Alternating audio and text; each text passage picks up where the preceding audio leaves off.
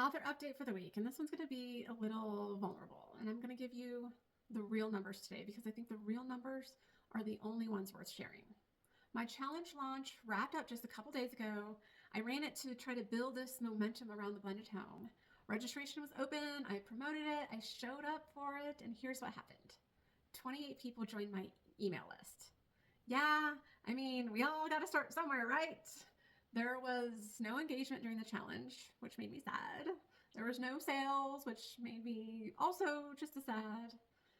And I want to sit with that for a second before I moved past it because I think it deserves more than just a shrug. But here's the catch. As a coach, I encourage my clients to reframe situations they might first perceive as negative or sad in my case. My reframe. 28 people gave me their email address. That means 28 people were curious enough about what I'm building to say, yes, I want more of this. This is not nothing. This is the beginning of something. I didn't have an email list before this challenge. Well, actually, if you want to be technical, I did have one, but then I ended up switching my niche and I wiped it clean. And that was so hard to start all over again. But I did it because I wanted to feel more authentic in my purpose.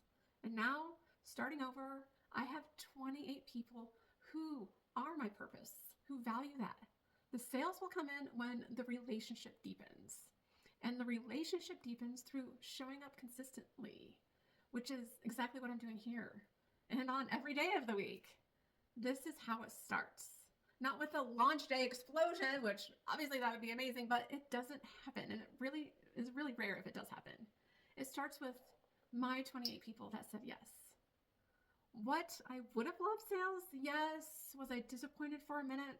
Also, yes.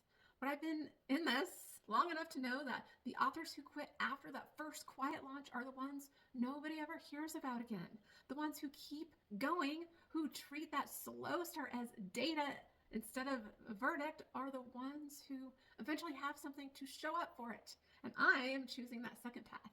Well, we've got to start somewhere, right? So, has anyone here launched something, maybe a business, a book, a product, and had that quiet start, quieter than expected? Tell me what you did next. I would love to hear from the people who keep going.